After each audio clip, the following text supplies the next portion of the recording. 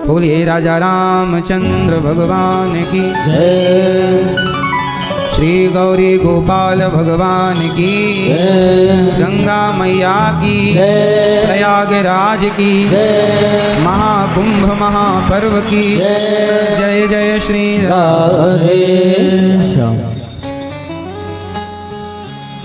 उपस्थित सभी मातृशक्ति भगवत चरणानुरागी प्रिय भक्तों को, दास अनिरुद्ध की सबको जय श्रीमन नारायण, जय श्री कृष्णा, राधे राधे, जय गौरी गोपाल। कैसे हैं आप? हर हर गंगे, हर हर गंगे। आप सभी भक्तजनों की चरण धूलि को यह दास अनिरुद्ध प्रणाम करता हुआ आप सभी के चरणों की रज की वंदना करते हुए, चरण रज को अपने मस्तक पर धारण करते हुए दास अनिरुद्ध आज की कथा प्रारंभ करता है। जो लोग महातीर्थ कुंभ नहीं आए, कोई बात नहीं, जो नहीं आए, तो जो लोग इस कुंभ में आए हैं, आए हुए भक्तों का जो घर बैठे दर्शन कर लेगा, तो दर्शन उन भक्तों का कर लेने से जो कुंभ नहा कर आए हैं, तो उन्हें भी घर बैठे केवल दर्शन करने से उनको भी कुंभ दरस परस का पुण्य मिल जाएगा। हम तीर्थ नहीं जा पाते, कोई बात नहीं, जो तीर्थ जाते हैं हम उनका दर्शन कर लें। बात सही है? हम तीर्थ नहीं जा पा रहे हैं, जो गए हैं हम उनको प्रणाम करें, उनके प्रति श्रद्धा का भाव रखें। दासानुदासो भवितास्मि भूया, या तो भगवान के बन जाओ, या तो भगवान के भक्त के बन जाओ, या तो भगवान की सेवा कर लो तो तुम्हारा उद्धार होगा, वरना भगवान की सेवा ना कर पाओ तो भगवान के भक्तों की सेवा कर लो। किसकी सेवा कर लो? या तो भगवान की, या तो भगवान के भक्तों की। पर आप जितने लोग बैठे हैं, आप सभी परम भक्त हैं, और आप सभी भक्तों का दर्शन ये दास अनिरुद्ध करके कृतार्थ हो रहा है, पवित्र हो रहा है। आप सभी का दर्शन कल्याणकारी है। आप सभी भक्तों को बारंबार नमन, कोटि कोटि वंदन आप सभी को। कथा की गंगा में हमारे परीक्षित बनकर के श्री मान प्रसिद्ध नारायण दुबे जी, आपके पूज्य पिताजी श्री दूधनाथ दुबे जी, श्री प्रसिद्ध नारायण दुबे जी की धर्म पत्नी श्रीमती गीता दुबे जी, ग्राम ककरा दुबाबल दुर्वासा ऋषि की पावन धरती से आप हैं, और आप परीक्षित बन करके अपने पूर्वजों का कल्याण कर रहे हैं भागवत सुन करके। माघ का महीना है, माघ के इस माह से जैसे आपने मकर संक्रांति मनाई, उस दिन से सूर्य उत्तरायण हो जाते हैं। क्या हो जाते हैं? सूर्य भगवान उत्तरायण। अभी सूर्य भगवान क्या चल रहे हैं? उत्तरायण। सूर्य उत्तरायण जब होते हैं तब सारे शुभ कार्य प्रारंभ हो जाते हैं। यह देवताओं का दिन होता है। दीपावली के बाद जो बड़ी एकादशी आती है वह देव उठनी एकादशी कहलाती है। कौन सी एकादशी? देव उठनी का मतलब है कि देवताओं के 4 बज गए। देवताओं का दिन, हमारा जब 6 माह गुजरता है ना, तब देवताओं का एक दिन गुजरता है। हमारा जब 6 माह गुजरता है तो देवताओं की एक रात गुजरती है। जब हमारा 1 वर्ष गुजरता है तब देवताओं के 24 घंटे गुजरते हैं। बात सही है? तो देवताओं की रात होती है 6 महीने की, हमारे हिसाब से 6 महीना, उनकी तो 1 रात।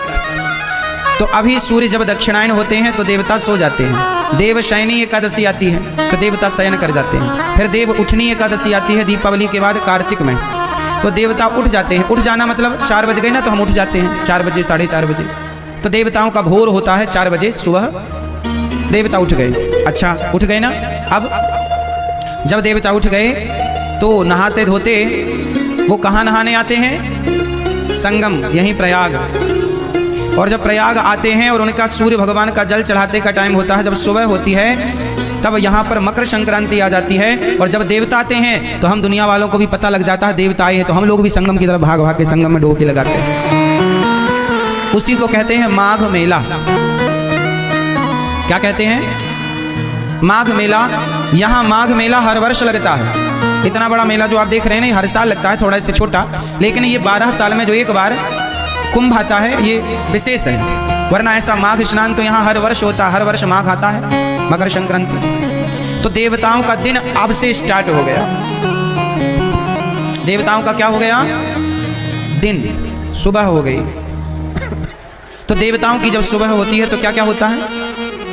देवताओं की जब सुबह होती है तो इसी 6 माह में जब तक देवताओं का दिन रहता है, इन्हीं 6 माह में बेटियों के विवाह का मुहूर्त होता है। अब देखना, अब बेटियों के विवाह का मुहूर्त चालू हो गया और जब देवता सो जाते हैं तो मुहूर्त भी खत्म हो जाते हैं। तो अब बेटियों का विवाह का मुहूर्त है, गृह प्रवेश का मुहूर्त है, प्रतिष्ठा का मुहूर्त है, घर बनवाने का मुहूर्त है। इन्हीं 6 महीनों में अच्छे अच्छे मुहूर्त भी होते हैं। जब आप शुभ कार्य करें तो अच्छे मुहूर्त को देख कर करें, क्योंकि मुहूर्त का भी अपना प्रभाव होता है।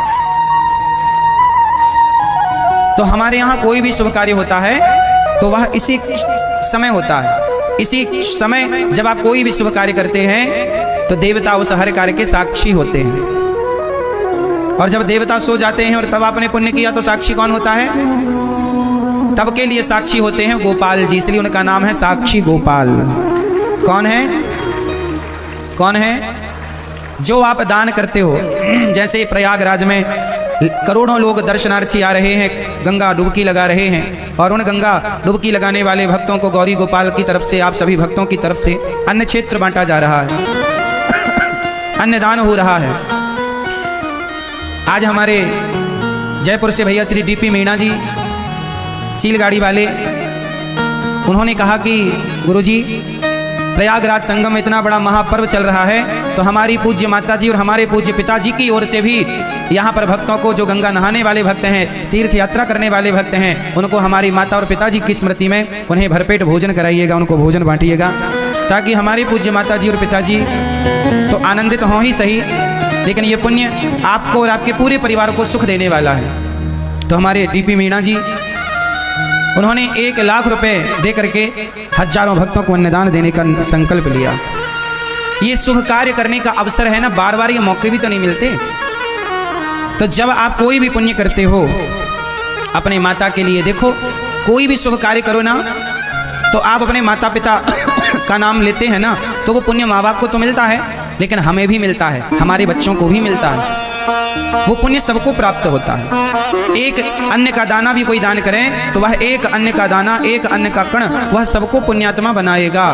जैसे जहर इतना सा कोई पी ले तो वो अपना प्रभाव तो दिखाता है। आग की एक इतनी सी चिंगारी बड़े बड़े जंगल को जलाती है कि नहीं? आग का ये मतलब थोड़ी कि नहीं बहुत आग होएगी तो जंगल जलेगा, नहीं, एक चिंगारी से भी तो जंगल जल सकता है। जरूरी थोड़ी है कि 1 किलो आग ही हो। उसी तरह जैसे एक चिंगारी से बड़ा जंगल जलकर भस्म हो सकता है, उसी तरह अन्नदान में अन्न का एक दाना, सुदामा जी ने श्री कृष्ण को कितना दान किया था? बोलो। घर से लेकर गए थे 4 मुट्ठी लेकर गए थे। कितनी मुट्ठी?